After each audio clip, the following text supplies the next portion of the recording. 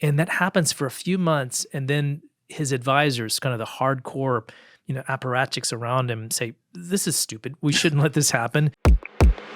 Yeah. So either way, we've seen we're getting into this because we've seen the downstream effects of that, where disaffected people can then be a part of some of these movements that get bastardized and happen, and take advantage, I always say, of religion rather than actually be a part of what the religion's supposed to be. But in Syria, the guy who's been at the middle of this story is quite obviously the longtime leader now, Bashar al-Assad, who has always been such an enigma to me, because here you have a guy who was educated I think in the Yeah, UK. His wife is also, I think, from there, she's British. literally, Yep, right? He's a secular Muslim. Is he like an Alawite or something? Alawite, which is kind of a subcategory of Shia Islam, but it's a very small minority group, and Right. and obviously it's.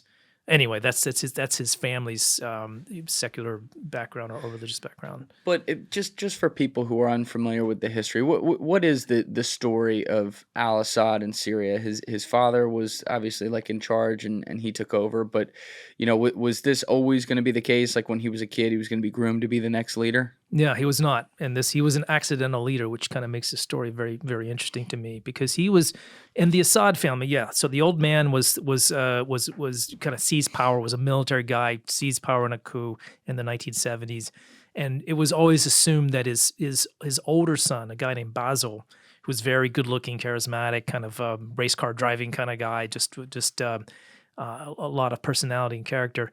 He was sort of the heir apparent, and he was groomed for the position. And then he gets killed in a car accident. Conveniently. But it actually was a car accident. Apparently, he was racing to get to the airport. He was late for a plane. And so he and his driver were just hurling down some country road and ran off the road and were killed. And so then power falls to, or the succession falls to the next guy in line, and it's this guy, Bashar al-Assad. And Bashar does not look the part. He's very shy. He's kind of guy who as a young man could not meet your gaze. He was very kind of awkward in that way. He went away to school in Britain to study to be an ophthalmologist. And the story, perhaps apocryphal, but he chose that profession because he was scared of the sight of blood. And think of that as the guy who turns out to be one of the most kind of brutal, murdering, torturing, dictators of all time. He didn't have to do it though, Joby. He didn't have to do it that way. That's true. But his dad dies. He gets the job. He becomes the president, and there's a moment, and this is around 2000, where people are looking at him thinking, you know what? He's someone who could really change the country because he is Western educated, and he does appreciate the benefits of more enlightened and more open societies. And there was this moment that actually was called Damascus Spring. It takes place in 2000, way before Arab Spring, when he starts to allow dissent, where he allows opposition groups to form salons and discuss political ideas, and that happens for a few months, and then his advisors, kind of the hardcore apparatchiks around him, say, "This is stupid. We shouldn't let this happen." And so they go in with their billy clubs and just beat the crap out of everybody, and that was the end of Damascus Spring. And so Bashar decides pretty early on that his success and his future relies on being just in lockstep with the brutes that run the government, the security services, the guys who do the torturing. Those are the ones that guarantee his success and the longevity of his regime.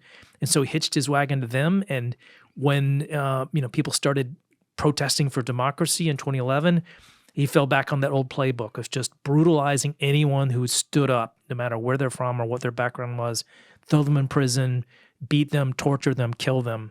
And he just really believed that he could kill his way out of this democratic uprising in 2011. There's something to be said for that old video from, maybe it was like, I'm going to get the meaning wrong. Maybe it was like the Arab League of Nations or something like that in the late 2000s, possibly 2010, something like that, where Gaddafi, who was a pretty crazy guy, obviously, but was still the leader of Libya at the time, is up there like, pounding the table saying, "They're coming for me and they're going to come for all you next." And it'll cut. I've seen the video. It cuts to his side. He starts laughing. Yeah. Not me. It took a while. Yeah. But like, it goes to show you, obviously, whatever that, young westernized, like, oh, he'll be friendly boy had been when he took over in, what was it, 2000? Yeah, 2000. Okay. Yeah. By 2010, 2011, he's now exactly what you say, which is that'll be the day. Yeah. I'll just beat their fucking heads in. Yeah, yeah. And he was looking around the region. Arab Spring is happening. He sees the president of Tunisia is overthrown. The Egyptian leader Mubarak is overthrown. Gaddafi's up against the wall. Every country where these uprisings are happening, there's regime change. And he was just determined that it wasn't going to happen to him. And Syria was one of the last places to get like major street protests. And as soon as they happened, his goons were out there to make sure that those protests weren't sustained. What it did though was drive people underground, and then they got weapons and started to fight back, and that's how the Civil War started. Yeah, and that's like 2011, 2012. 2011, by middle of 2011, June, July, you're getting members of the military breaking off and fighting, against the regime, and that's when things really got crazy. Prior to the Civil War, did he pretty much have control over everything in the country outside of perhaps the area the Kurds had in the south? Yeah, he was iron-fisted ruler of the entire place, and this is hard to think of now because Syria is such a, even 2 weeks ago when Bashar was still in power, he didn't have the whole country. There were big chunks of the country he didn't control. Back then, he controlled all of it, or at least had his way everywhere in the country. Yeah, so meaning effectively, like the borders we see, as I said earlier, have not existed since 2011. No. Like it's just on our map with lines, but that's not what it is at all. It might as well be several different countries. And these borders have always been fluid to some extent, and we've talked about this before. But if you think about sort of the roots of some of the problems that we see today, so much of it goes back to the end of World War I, when most of this area had been part of the Ottoman Empire. That's right. The British and the French, the colonial powers that won World War I, literally took a map, took a marker, and said, well, we're going to create this place here. This is Lebanon. This is going to be part of the French zone of influence. This place, which never existed before, which is called Jordan, no existence in history. That's going to be part of the sort of British controlled territory.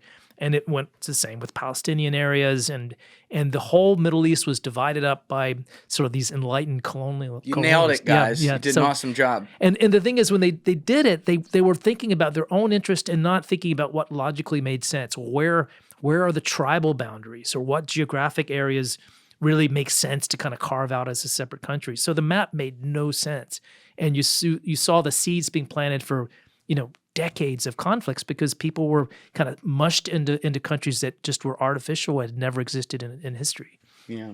And then also in the middle of all this, Syria has always been this ally with Russia, which goes back to the Cold War days. We talked about that before. But what was when they first allied with Russia, it was USSR, and then USSR falls. Was there a point there where they had to like rebuild a relationship with Russia that's not USSR, or did that pretty much just get inherited as it was? Yeah, it kind of got grandfathered in, and sometimes it's as simple as, guys, if you're still watching this video and you haven't yet hit that subscribe button, please take 2 seconds and go hit it right now. Thank you. Well, I'm Assad, and we get all our weapons from the Russians, and so we've got all these T-62 tanks that need service, and we need the new productions that are coming in. It's more complicated than that, but there was a relationship that was not just kind of a friendship between sort of a communist government and this dictatorship, but one that was kind of a military alliance. And it was important for the Russians as much as for the Syrians because they had their only warm water port in the world in Syria and in Latakia. So that's the place where they needed it. It was their outlet into the Mediterranean. It was a place kind of a place for spies, for surveillance on neighboring countries to see what the Americans are doing and the Israelis and others. So the Russians did not want to give up their relations with the Syrians, and that's why you see them kind of jumping in to the Syrian civil war in 2015 when it really looked like Assad was going to fall. They were determined to keep him in power with their own military if they had to. Wait, back up for 1 second. The spies would go into place. What was the name of that port city again? Latakia and Tartus. These are the two coastal cities where the Russians are based. They've got an airport in one, and they've got a military or navy base in the other. Yeah. And so those two are hugely important. But they're as has been described to me by CIA folks, these are essentially the listening posts too. So it's Right. it's literal spies on the ground, but it's also their antennas and their sort of electronic eavesdropping equipment. A lot of it was put in place there, so it was a hugely important operation. And because of, I'm just guessing here, the geographic vicinity allowed that to have much more power than it could somewhere else. Yeah, so effectively. they can look into Turkey, which is a NATO ally. Yes. So there's that's an important listening post for that. Also looking into what the Israelis are doing, and the Israelis have always played kind of both sides with the Russians, and they've exploited a relationship with them when it benefited them. Yeah. But from the Russians' point of view, they can keep an eye on a big chunk of the world and one of the most strategic parts of the world if they have an operation in Syria, which is why they held on to it so tightly. Watching the video, guys. If you haven't already subscribed, please smash that subscribe button and check out this clip's full podcast episode by clicking here